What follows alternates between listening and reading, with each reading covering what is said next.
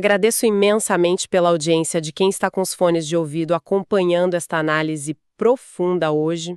É sempre um prazer mergulhar nesses temas com quem nos acompanha. Com certeza. E logo de cara, eu quero informar claramente que este conteúdo que estamos trazendo hoje é uma produção da BDE Comunicação. Uma parceria fundamental para a gente conseguir entregar esse nível de discussão. Exato. E bom, nesse episódio, ou melhor, nessa nossa exploração de hoje, nós vamos falar sobre a Rafaela de Arruda Castro. Ela é a atleta que estampa aquela matéria super impactante intitulada Campeã da Seleção Brasileira, escreve Rafaela Castro, sobreviveu a abusos no Nova História. Essa manchete por si só já carrega um peso gigantesco, né? Demais. A nossa ideia aqui é detalhar a trajetória dessa atleta maravilhosa, porque, assim, a gente costuma olhar muito para os pódios, mas a história dela vai muito, mas muito além das medalhas. E a nossa missão com essa conversa é justamente entender a complexidade absurda do esporte de alto rendimento. Nós vamos explorar como uma jovem prodígio acabou sendo sugada por um ciclo completamente destrutivo.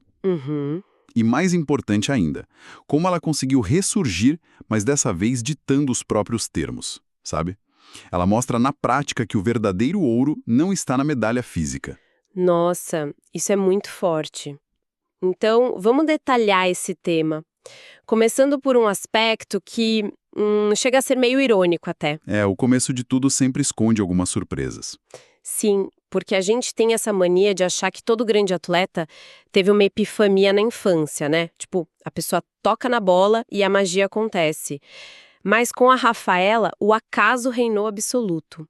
Aos 8 anos, quando ela vestiu aquele uniforme branco do taekwondo, o doboki, pela primeira vez, ela odiou. Odiou num nível de chorar, né? Exatamente. Ela conta que achou a experiência horrível e foi parar no banheiro do ginásio aos prantos. É uma quebra total daquele arquétipo de que a pessoa já nasce amando o que faz. Total.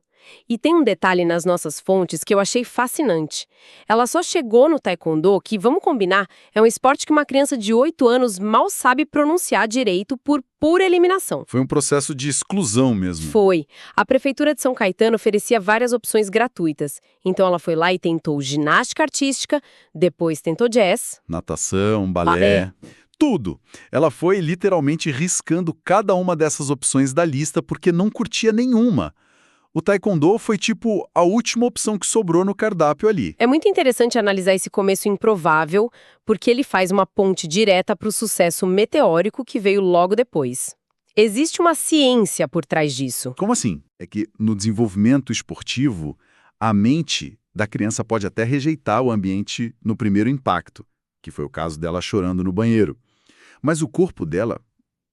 o corpo se encontrou no tatame de uma forma assustadora. A tal da aptidão física, né? Isso, a biomecânica dela era perfeita para o esporte. E aí, o sistema de base não liga muito para o que a criança está sentindo emocionalmente. Se o chute é rápido e a flexibilidade é boa, eles investem pesado. E a Rafaela tinha um talento bruto incomparável. Tão incomparável que, aos 13 anos de idade, ela já era campeã pan-americana. Com 13 anos... É surreal. E isso deu início a um período bizarro de 6 anos. Foram 6 anos inteiros onde ela conquistou apenas medalhas de ouro. Tipo, ela simplesmente não conheceu a medalha de prata durante toda a adolescência. E é exatamente aí que o talento bruto começa a mascarar o que estava por vir. Porque uma sequência ininterrupta de vitórias cria uma ilusão muito perigosa. E é sobre essa ilusão que eu quero focar agora. Porque entre os 13 e os 17 anos, ela foi jogada no mundo profissional sem nenhum tipo de parâmetro ou rede de apoio real. O sucesso subiu como um foguete, mas o ambiente em volta estava apodrecendo. Exato. E aqui eu vou fazer uma provocação. A nossa sociedade enxerga a medalha de ouro como o topo do mundo absoluto. É o sucesso máximo. Mas qual é o limite de sofrimento que a gente naturaliza em nome desse pódio? Essa é a grande falha do sistema. Os bastidores que as fontes revelam são de um abuso psicológico brutal. A gente está falando de manipulação, de assédio moral e psicológico. Tudo isso sendo empurrado goela abaixo dela. Como se fosse normal, né? Exatamente como se fosse normal. Ensinaram para ela que tudo aquilo era o preço da medalha. E o contraste que isso cria na mente de uma adolescente é devastador. É uma dissonância cognitiva enorme. Gigantesca. Porque, de um lado, ela colecionava ouros e o mundo inteiro aplaudia. Do outro, nos bastidores, ela estava desenvolvendo depressão, chegando ao ponto da automutilação. Ela não era nem um pouco feliz. É de cortar o coração pensar numa adolescente passando por isso sozinha. O ginásio lotado gritando o nome dela e ela destruída por dentro. A automutilação, nesses casos de abuso constante, frequentemente é uma tentativa de recuperar o controle. O sistema machuca a mente dela o tempo todo e ela não pode se defender. Então a dor física passa a ser a única coisa que ela consegue controlar. Nossa, isso é muito denso. E mostra o quão adoecido estava o ambiente. Mas teve um ponto de ruptura e eu acho que esse é um dos momentos mais poderosos dessa história toda. O momento em que a ficha finalmente caiu. Isso. Aconteceu em 2022, ela estava nos Jogos Sul-Americanos e, detalhe, ela fez exatamente o que se esperava dela. Ela foi lá e ganhou o ouro. De novo. Mais uma medalha para a coleção. Só que dessa vez, com a medalha no peito, ela se fez a pergunta que mudou tudo. Ela parou e pensou, qual o valor limite de uma medalha?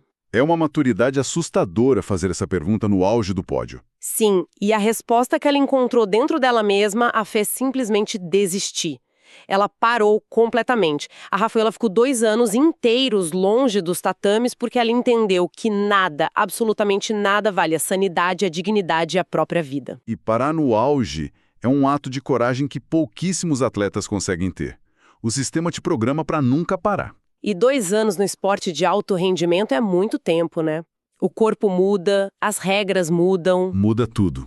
E é por isso que a retomada dela agora, no final de 2024, é tão espetacular.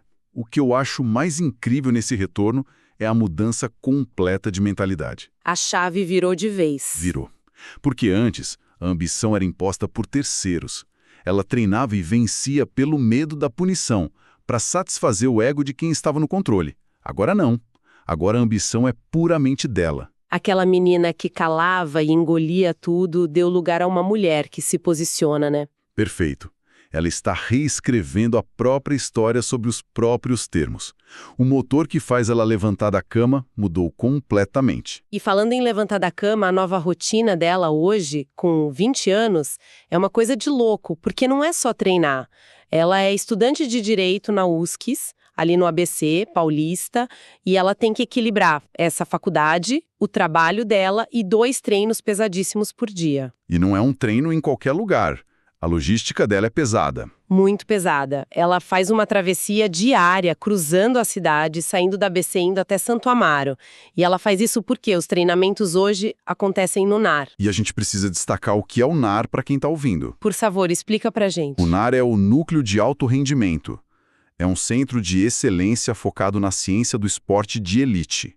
É um contraste gigantesco com o que ela vivia antes. Sai aquele ambiente de abuso e entra a ciência, né? Isso. Sai o treinador gritando e humilhando na beira do tatame e entram biomecânicos, psicólogos do esporte, medição de carga. É um ambiente onde o atleta é tratado como um ser humano em busca de excelência e não como uma máquina descartável. O que derruba por terra aquela mentira de que o atleta só rende se for tratado na base da dor e do abuso, né? Totalmente.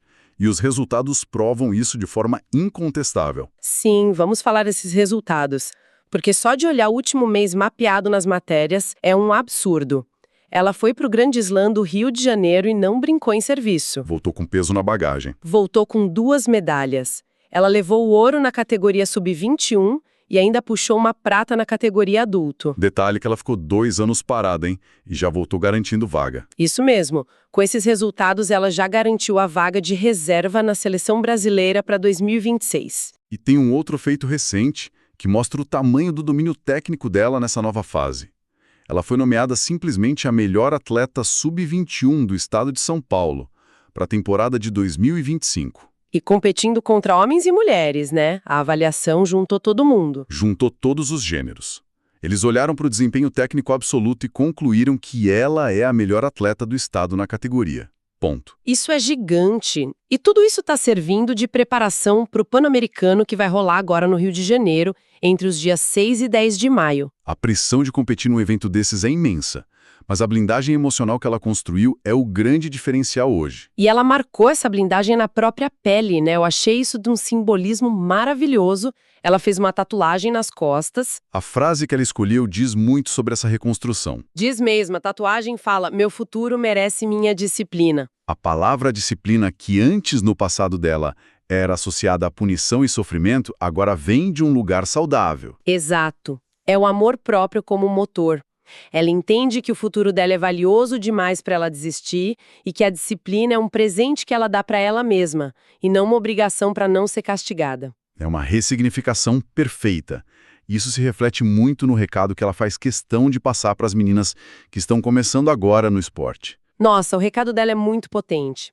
Ela fala diretamente para as iniciantes que a felicidade no dia a dia vale muito mais do que 2 minutos no pódio ouvindo o hino nacional. Porque se o caminho até aquele pódio não foi agradável, se o processo te adoeceu, aqueles 2 minutos não pagam a conta. Não pagam mesmo, a saúde mental fica destruída. Isso me traz um pensamento que eu queria muito deixar para a nossa audiência refletir. A história da Rafaela nos força a pensar de maneira muito crítica sobre as nossas próprias vidas. Em que sentido? No sentido de que o esporte de alto rendimento é apenas um micro-universo. Em quais momentos do nosso dia a dia nós estamos aceitando ambientes tóxicos ou relações abusivas apenas pela promessa de uma medalha de ouro figurativa? Pode ser uma promoção no trabalho que está acabando com a nossa saúde, né? Ou a busca por um status social, um relacionamento que parece perfeito para quem vê de fora, mas te destrói por dentro. A pergunta que fica é: qual seria a força que a gente descobriria em nós mesmos se tivéssemos a coragem de sair desses ambientes? De dar um passo para trás e ressignificar tudo. Sim, ter a coragem de parar, entender o valor próprio e então voltar. Mas voltar sob os nossos próprios termos, assim como ela fez. Uau, é uma lição gigantesca. E prova que sair de uma situação que todos dizem ser o sucesso absoluto, muitas vezes é a maior vitória que a gente pode ter. Que reflexão incrível para a gente fechar a exploração de hoje. É uma história que inspira em vários níveis. Com certeza. E, bom, antes de nos despedirmos, eu quero agradecer novamente, de coração, pela audiência de cada pessoa que nos acompanhou até aqui.